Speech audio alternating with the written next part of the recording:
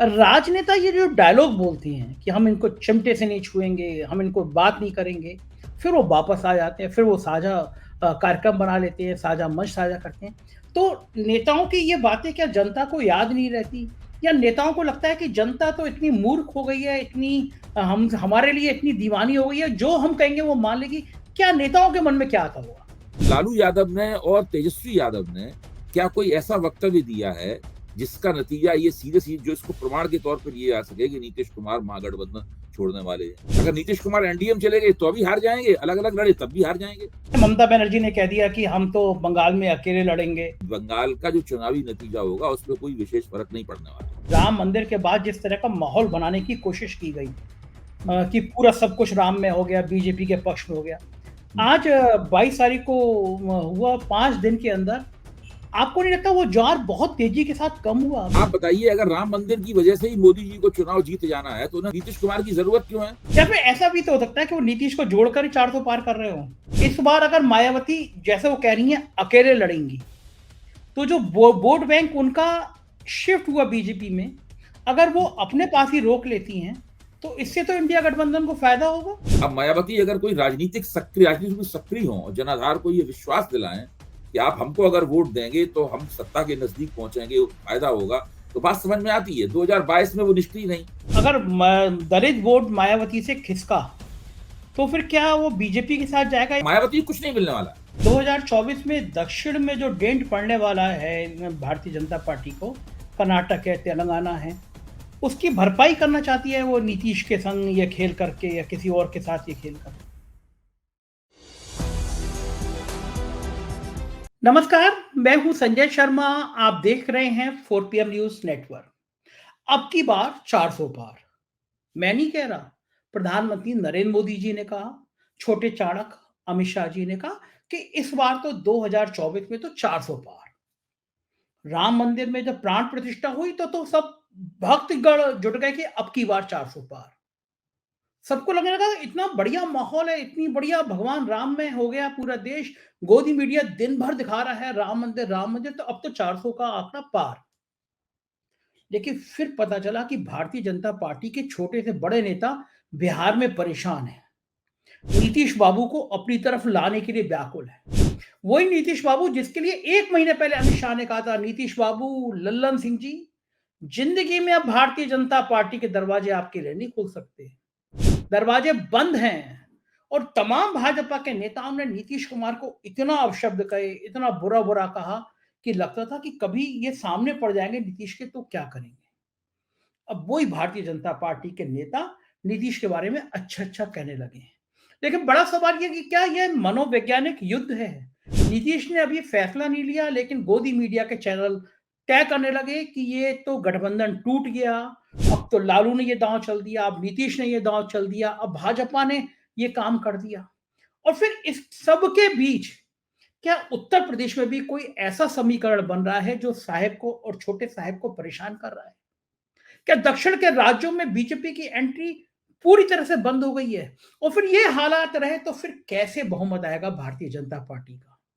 ऐसे बहुत बड़े-बड़े सवाल हैं, राजनीति के बड़े-बड़े सवाल हैं और समाधान एक शख्स के पास है जिनका नाम है प्रोफेसर अभय दुबे। एक ऐसे पत्रकार, एक ऐसे लेखक जिन्होंने राजनीति के ऊपर बहुत किताबें लिखी हैं, सीएनडीएस में लंबे समय तक काम किया है, बेबाक तरीके से बोलते हैं, देश के बड़े-बड़े टीवी चैनलों पर आप उनको देखते रहते हैं। तो मैं जिन बातों को आपसे ज़िक्र कर रहा था, वो सारी बातें हमने अभय दुबे जी से पूछी हैं। मैं आपको सीधे उनके पास लेके चलता हूँ और वहाँ बातचीत करके समझने की कोशिश करता हूँ कि आखिर इस खेल की असली पटकथा है तो क्या है? चलते हैं हम सीधे अभय दुबे जी के पास। स्वागत है अभय दुबे जी आपका 4 PM न्यूज़ नेटवर्क में। बिहार में बहुत कुछ सनसनीखेज चल रहा है और ये माना जा रहा है कि नीतीश जी अब भारतीय जनता पार्टी के साथ आ जाएँगे। सुबह से मैं अमित शाह जी का बयान देख रहा था जो उन्होंने कहा था नीतीश बाबू किसी कीमत पर आप स्वीकार नहीं है। और नीतीश का भी बयान देख रहा था कि कुछ भी हो जाए अब भारतीय जनता पार्टी, खराब-खराब शब्द थे। मैं आपसे ये समझना चाहता हूँ कि आप एक ऐसे संस्थान में सालों रहे हैं, आपने डॉक्टरेट करी है, आपने किताबें लिखी हैं, आपने समाज शास्त्र और राजनीति का दोनों का बहुत अनुभव है, लोगों से संपर्क का अनुभव है। राजनेता ये जो डायलॉग बोलती हैं कि हम इनको चिमटे से नहीं छुएँगे, हम इनको बात नहीं करेंगे, फिर वो वापस आ जाते हैं, फिर वो साझा कार्यक्रम बना लेते हैं, साझा मंच साझा करते हैं। तो नेताओं की ये बातें क्या जनता को याद नहीं रहती? या नेताओं को लगता है कि जनता तो इतनी मूर्ख हो गई है, इतनी हम हमारे लिए इतनी दीवानी हो गई है, जो हम कहेंगे वो मान लेगी? क्या नेताओं के मन में क्या आता होगा? देखिए, मैं ये मानता हूँ कि राजनीति जो है वो मौजूदा क्षण में होती है। वो बहुत इतिहास के आधार पर इतिहास में नहीं होती राजनीति, और ना राजनीति भविष्य में होती है। इतिहास और भविष्य की बातें बहुत की जाती हैं, लेकिन जो कुछ घटित होता है, वो मौजूदा क्षण में घटित होता है उसमें। और इस वक़्त जो राजनीति चल रही है, उसमें जो घटित हो रहा है, उसको उसी रूप में देखना चाहिए। अब जैसे कि इस क्षण में मुझे कम से कम ये नहीं दिखाई पड़ता कि नीतीश कुमार ने कोई ऐसा वक्तव्य दिया हो, जिससे हम लोग ये अंदाज़ा लगाएँ कि वो महागठबंधन छोड़कर एनडीए में जाना चाहते हैं। अगर ऐसा कोई उन्होंने वक्तव्य दिया है, तो उस वक्तव्य के बारे में मुझे बताया जाए। मतलब आपकी निगाह में पड़ा हो तो आप मुझे उसको बताइए उस नहीं, वक्तव्य के बारे नहीं, में। नहीं, नीतीश उन्होंने अपने उन्होंने जब जब जब कर्पूरी ठाकुर को भारत रत्न दिया नरेंद्र मोदी ने, तो उस वक़्त उन्होंने जो भाषण दिया, उस भाषण को मैंने ध्यान से सुना है। उस भाषण से दो जो मीडिया है वो ये नतीजे निकाल रहा है कि वो नरेंद्र मोदी के फ़ोन का इंतज़ार कर रहे थे। नरेंद्र मोदी ने फ़ोन नहीं किया, इस बात पे उन्हें अफ़सोस है, इसका उन्होंने अंदाज़ लगाया कि ये अ, म जाना चाहते हैं उधर। उधर जब उन्होंने एक टिप्पणी ये की नीतीश कुमार ने कि मैं कोई पर ना तो कर्पूरी ठाकुर परिवार को बढ़ावा देते थे, ना मैं परिवार को बढ़ावा देता हूँ। तो उसको फ़ौरन ये अंदाज़ा लगा लिया कि क्या कि वो लालू यादव की और आरजेडी की उन्होंने आलोचना की है। अच्छा, नीतीश कुमार जिस तरह के व्यक्ति हैं, उसमें इस तरह की बात करना बहुत ही एक स्वाभाविक बात है। वो कर्पूरी ठाकुर से अपने आप को जोड़ रहे थे। मतलब वो अपने आप को कह रहे थे कर्पूरी ठाकुर हमारे गुरु हैं। कर्पूरी ठाकुर ने शराबबंदी की थी, मैंने भी शराबबंदी की, हैं? कर्पूरी ठाकुर ने जो आरक्षण है उसमें श्रेणियाँ बनाई थी, मैंने भी आरक्षण में श्रेणियाँ बनाई, अति पिछड़े की, महादलित की श्रेणी बनाई। वो भी परिवारवाद को बढ़ावा नहीं देते थे, मैं भी परिवारवाद को बढ़ावा नहीं देता हूँ। वो भी सादगी पसंद थे, वो भी भ्रष्ट नहीं थे, मैं भी भ्रष्ट नहीं हूँ। जो आदमी इस तरीके से बात को कह रहा है, उसमें अगर ये कोई ले उड़े वहाँ से, कि वो अ, लालू यादव को छोड़ने वाले हैं, महागठबंधन छोड़ने वाले हैं। अच्छा, ये तो रही नीतीश कुमार की बात। अब आप बताइए लालू यादव ने इस वाले गठजोड़ 2015 की बात नहीं कह रहा हूँ, 15 में तो बहुत कुछ गड़बड़ हुआ था। लेकिन लालू यादव ने और तेजस्वी यादव ने क्या कोई ऐसा वक्तव्य दिया है, जिसका नतीजा ये सीधे-सीधे जो इसको प्रमाण के तौर पर ये आ सके कि नीतीश कुमार महागठबंधन छोड़ने वाले हैं। अब लालू यादव की बेटी ने, रोहिणी ने कुछ ट्वीट किया उनके इस बयान से नाराज़ होके कि हम परिवारवादी नहीं हैं। अच्छा, डिलीट भी किया उन्होंने उस ट्वीट को बाद में। जब केसी त्यागी से पूछा गया तो केसी त्यागी ने कहा कि मैं बच्चों की टिप्पणी पे टिप्पणी नहीं करता। अच्छा, अब आप देखिए क्या रोहिणी जी हैं, इतनी ज़्यादा महत्वपूर्ण है, मैंने तो उनका नाम भी नहीं सुना था आज से पहले। मुझे ध्यान भी नहीं था कि लालू यादव की कोई बेटी भी है, जिसका नाम रोहिणी है। क्या वो इतनी महत्वपूर्ण है कि उसके आधार पे हम महागठबंधन के भविष्य के बारे में फैसला करना शुरू कर दें? देखिए, राजनीति में कुछ भी हो सकता है। कल की तारीख में नीतीश कुमार छोड़ के जा सकते हैं, हैं? नहीं भी छोड़ के जा सकते हैं। आज की तारीख में क्या हुआ? आज की तारीख तक हम लोग जब प्रोग्राम ये कर रहे हैं, ये विश्लेषण कर रहे हैं, इस वक़्त तक कोई भी प्रमाण उपलब्ध नहीं है, केवल कयास हैं। अब जैसे कि मान लीजिए बिहार में लोकसभा चुनाव का बंदोबस्त करने के लिए, रणनीति बनाने के लिए भाजपा ने एक बैठक बुलाई। बैठक में सम्राट चौधरी और रेणु गुप्ता दोनों वहां गए रेणु वहां गई हुई हैं, जो पहले उप मुख्यमंत्री दिल्ली। इस बात का भी अंदाजा इससे जोड़ा जा सकता है कि वो नीतीश कुमार आने वाले हैं एनडीए में, वो चर्चा होगी वहां पर। अब तो अब अमित शाह बैठक में पहुंच गए हैं, इसकी चर्चा हो रही है। सब चीजों आप चाहें तो हर चीज से ये अनुमान लगा, हर चीज को इससे जोड़ सकते हैं कि नीतीश कुमार पक्ष परिवर्तन कर सकते हैं। अगर आप पूछेंगे तो मैं ये भी बताऊंगा कि नीतीश कुमार ने अपनी जिंदगी में जो पहले पक्ष परिवर्तन किए थे, वो क्यों किए थे, है? और अभी मेरा तार्किक मस्तिष्क ये मानने के लिए तैयार नहीं है कि ये इस पक्ष परिवर्तन से उनको या लालू यादव, मतलब इस पक्ष परिवर्तन से लालू यादव को कोई फायदा हो सकता है, या अभी उनके नीचे से मुख्यमंत्री की कुर्सी खींच लेने से लालू यादव को कोई फायदा हो सकता है। भाई अभी लोग विधानसभा चुनाव 1 साल दूर है, विधानसभा चुनाव अगली साल होगा, अभी तो साल का पहला महीना चल रहा है, अभी लोकसभा चुनाव होने वाला है।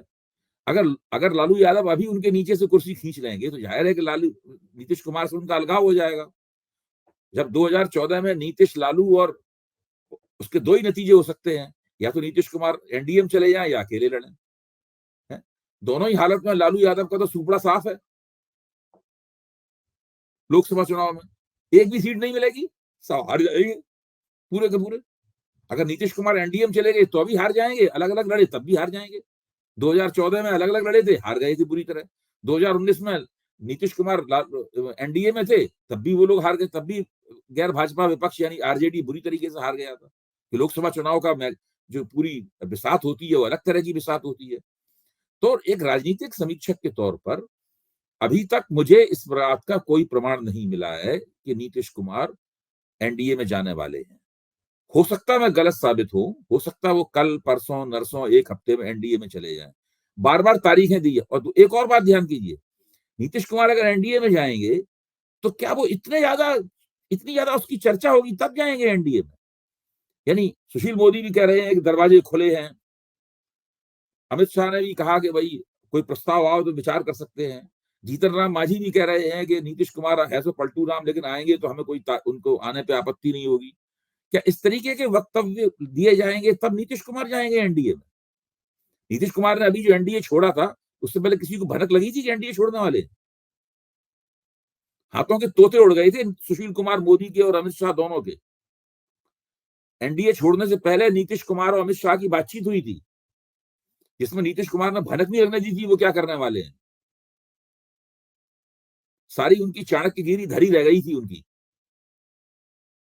तो मैं ये कहना ये चाहता हूं कि राजनीति में जो होना होगा वो होगा।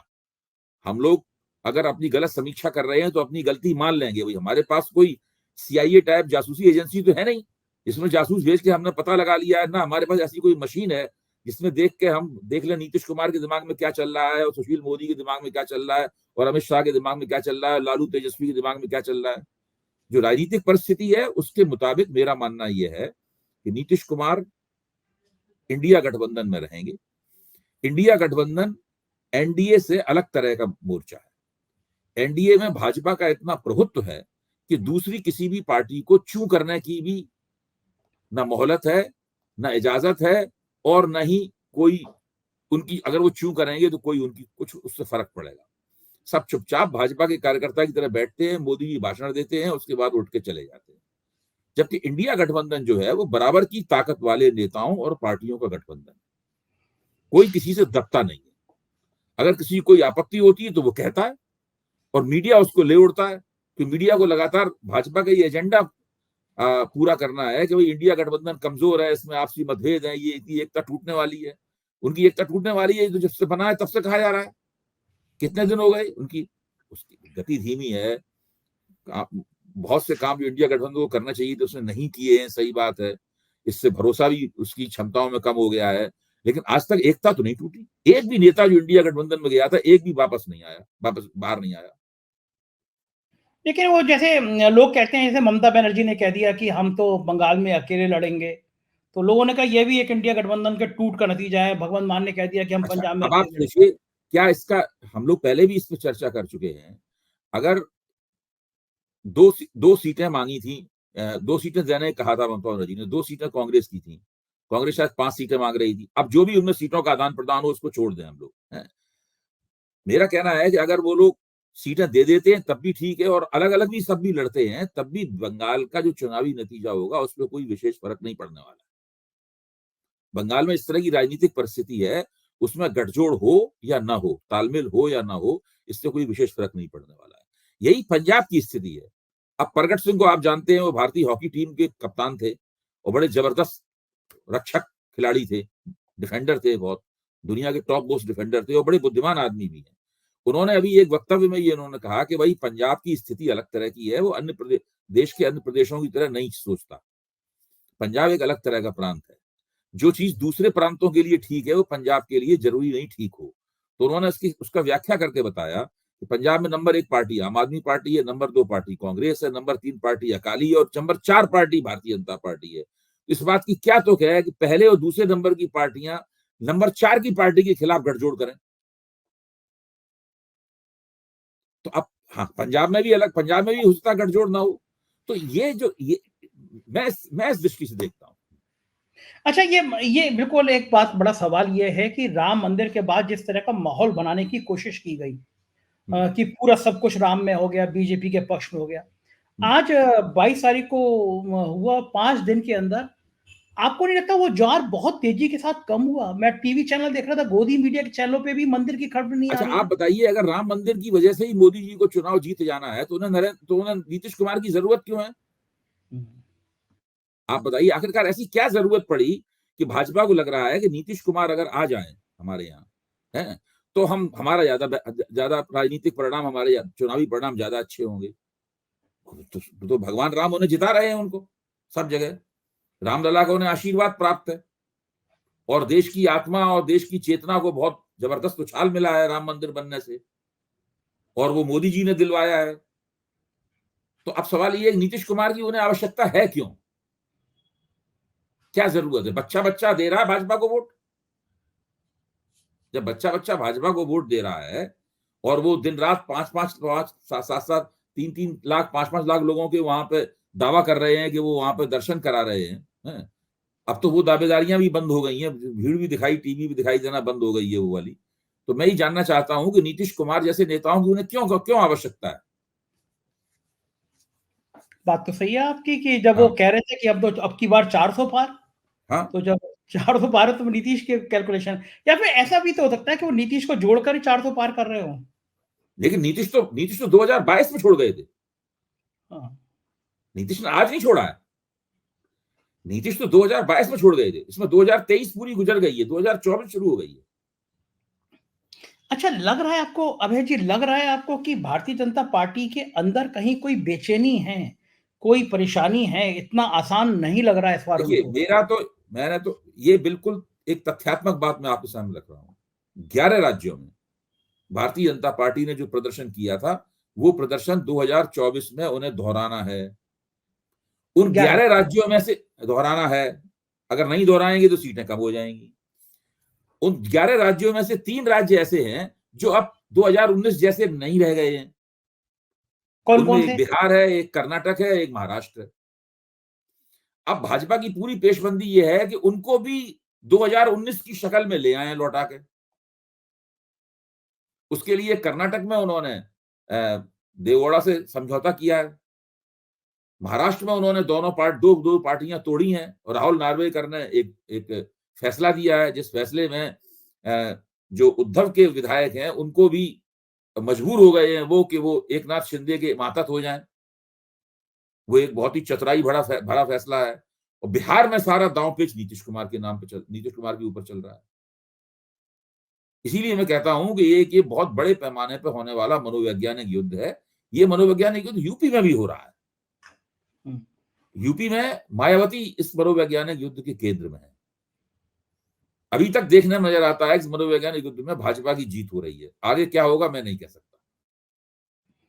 अच्छा, अभय जी, आप तो यूपी की राजनीति से बहुत अच्छी तरह वाकिफ हैं। जी। ये देखा गया कि मायावती ने जब विधानसभा चुनाव में, पिछले विधानसभा चुनाव में 2022 में जब सक्रिय भूमिका अदा नहीं करी, तो मायावती का बहुत बड़ा vote bank Bharatiya Janata party की तरफ शिफ्ट हुआ। बिल्कुल। इस बार अगर मायावती, जैसे वो कह रही हैं, अकेले लड़ेंगी, तो जो वोट बैंक उनका शिफ्ट हुआ बीजेपी में, अगर वो अपने पास ही रोक लेती हैं, तो इससे तो इंडिया गठबंधन को फायदा होगा। नहीं नहीं, वो अकेले लड़ेंगी तो उनका, देखिए, कोई भी जो जनाधार होता है वो जुड़ा रहता है किसी नेता के साथ में। लेकिन आज के जमाने में जबकि राजनीति पूरी तरीके से बदल गई है, और ये कोई मायावती नई उभरी हुई नेता नहीं है, ये तो अपने शिखर पे 2007 में थी। 2007 में अपने शिखर पे पहुंची थी, जब अकेले दम पे उन्होंने बहुमत प्राप्त किया था। तब से अब तक इनका ग्राफ लगातार गिर रहा। कितने चुनाव लड़ चुकी हैं उसके बीच में? भाई 2007 के बाद में ये इन्होंने विधानसभा का चुनाव अखिलेश यादव से हारा। उसके बाद फिर लगातार हारी नहीं है, मतलब जो 12 के बाद में फिर 14 का चुनाव हारा, फिर 17 का चुनाव हारा, फिर 2022 का चुनाव हारा, बीच में 2019 का भी चुनाव हारा। इतने चुनाव लगातार हार रही हैं। तो इनका जनाधार जो है वो पुनर्विचार कर रहा है कि भाई इस नेता के साथ हम कब और कैसे रहें।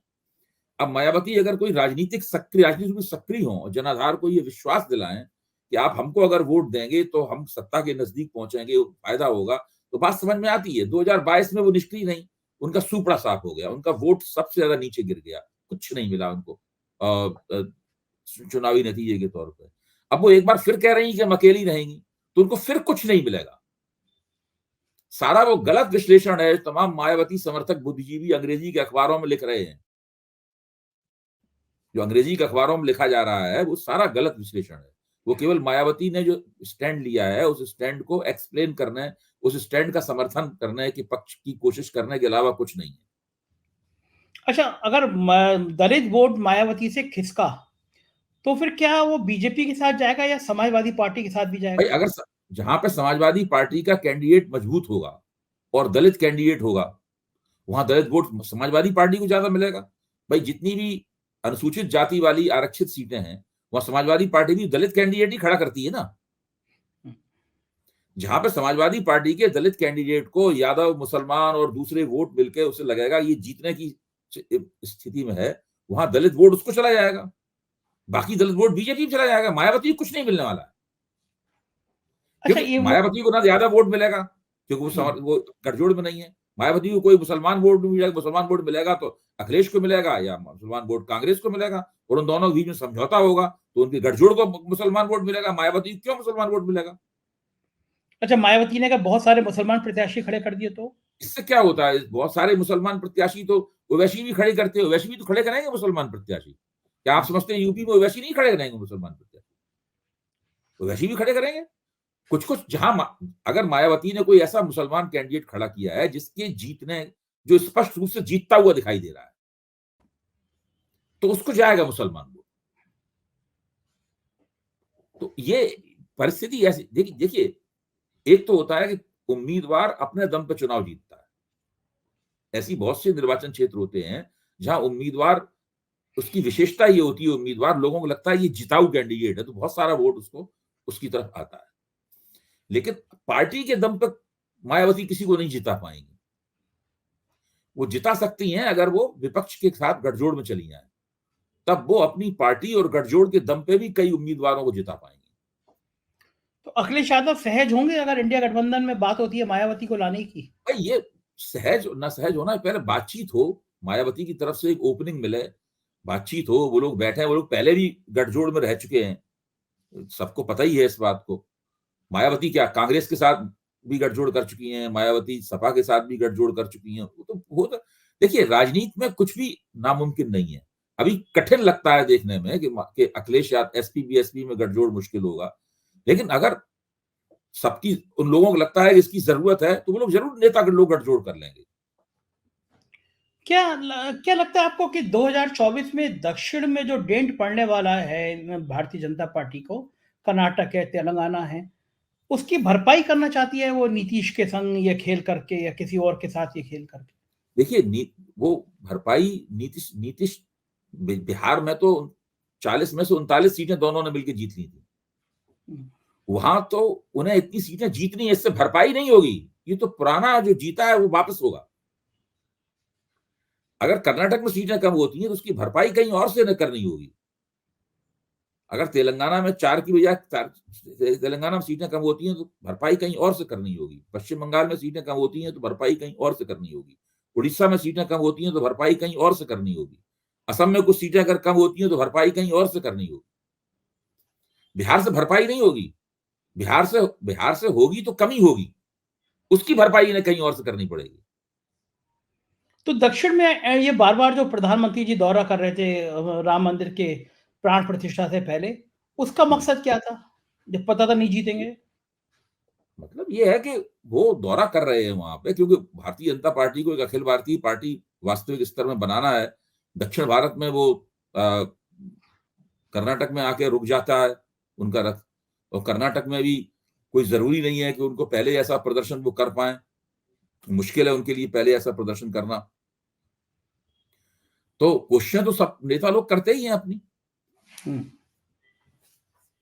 क्या लग रहा है कि आपको इस बार जो बीजेपी पिच तैयार करेगी, खास तौर से यूपी और बिहार, वो धार्मिक आधार पे करेगी, वो हिंदू-मुसलमान का खेल खेलेगी, तेज करेगी, राम मंदिर को तेज करेगी या फिर कोई और मुद्दा ऐसा होगा राष्ट्रवाद का जिसको वो लेकर आएगी?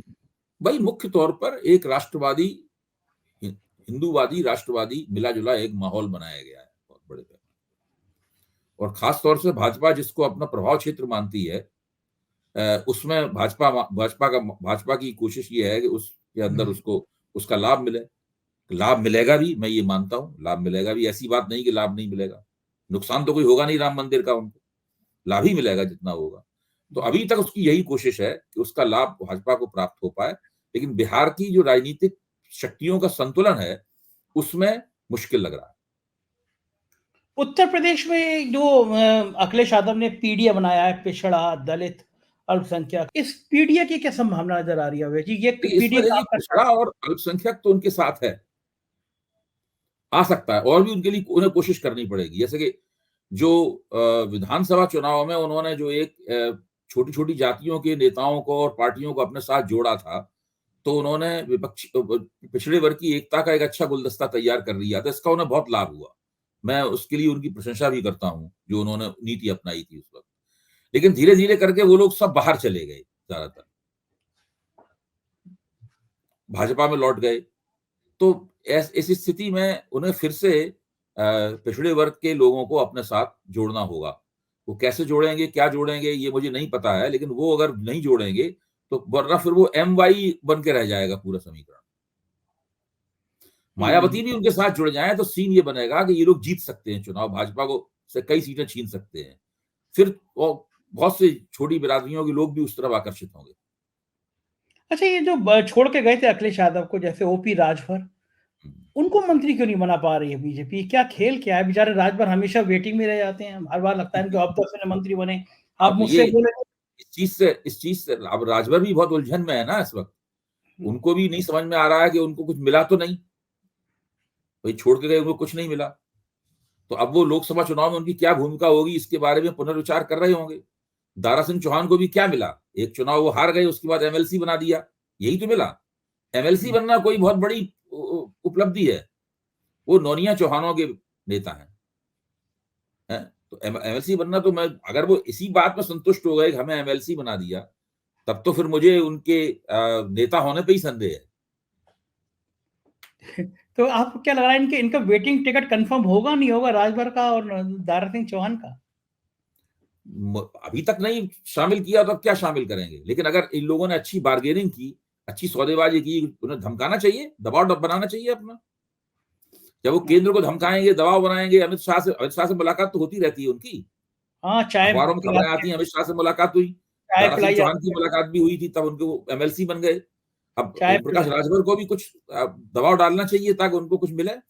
ये बढ़िया करते हैं कि जेपी नड्डा हमेशा चाय पिलाते हैं, पकौड़ी खिलाते हैं, फ़ोटो खिंचाते हैं। वो कहते हैं अब टिकट कन्फर्म होने वाला है। मुझसे कहा था इंटरव्यू में ओपी राजभर ने कि बस हाँ, इसी दिसंबर में बुलाया जाएगा और जनवरी के पहले हफ्ते में हुँ। मंत्रिमंडल विस्तार हो जाएगा। हर बार भरोसा हमेशा पूरा देते हैं, मतलब भरोसे में कोई कमी नहीं होती है। तो क्या लग रहा है कि राजभर देखिए, का मीडिया की तरफ से बार-बार 2 तारीखें फिक्स की जाती हैं कि इंडिया गठबंधन की एकता कब टूटने वाली है। अभी तक तो हाँ, नहीं टूटी। नीतीश कुमार कब पलटी मारने वाले हैं, अभी तक तो उन्होंने पलटी नहीं मारी। सिर्फ कयासबाजी, और जो चैनलों के एंकर जो हैं, वो बिल्कुल इस अंदाज में बोलते हैं कि बस अब कल हो जाएगा, कल घोषणा हो जाएगी। तो ये स्क्रिप्ट तैयार की जाती है, गोदी मीडिया को दे दी जाती है कि तुम्हें इस तरह माहौल बनाना है।